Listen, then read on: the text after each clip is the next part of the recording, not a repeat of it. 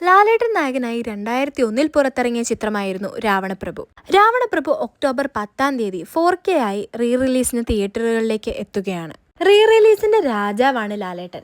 ഈ വർഷങ്ങളിൽ റിലീസിനായി എത്തിയ മോഹൻലാൽ ചിത്രങ്ങളെല്ലാം വൻപൻ വിജയങ്ങളായിരുന്നു. ഒക്ടോബർ 10 ചിത്രം 4K ആയി റിലീസിനെത്തുന്നത്. ബുക്ക് മൈ ഷോയിലൂടെ നോക്കുമ്പോൾ ബാംഗ്ലൂരിലുള്ള ഒട്ടുമിക്ക ഷോകളും റെഡ് അലർട്ടാണ്. കിങ് സൈസ് തിയേറ്ററായ എറണാകുളം കവിതയിൽ 6ഓളം ഷോസാണ് ചിത്രത്തിന് ഫസ്റ്റ് ദിവസം തന്നെ ഉള്ളത്. രാവണപ്രഭു റിലീസ് ചെയ്യുന്നതിന്റെ തൊട്ട് മുൻപത്തെ ദിവസം തന്നെ കവിതയിൽ ഫാൻ ഷോസ് എല്ലാം ചാർട്ട് ചെയ്യപ്പെട്ടിട്ടുണ്ട്. അതെല്ലാം ഓൾമോസ്റ്റ് ഹൗസ്ഫുള്ളുമാണ്.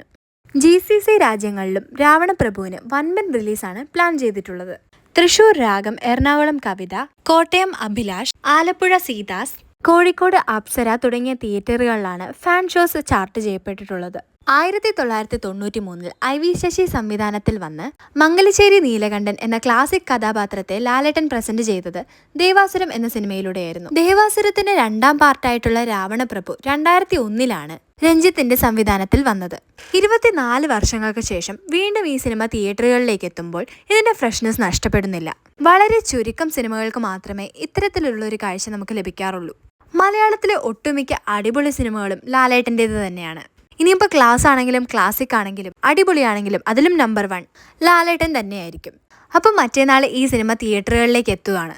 നിങ്ങൾ ആരൊക്കെ ഉണ്ടാവും ഇത് തിയേറ്ററിൽ അടിച്ചു പൊളിക്കുവാനായി? കമൻസിലൂടെ പറയണേ.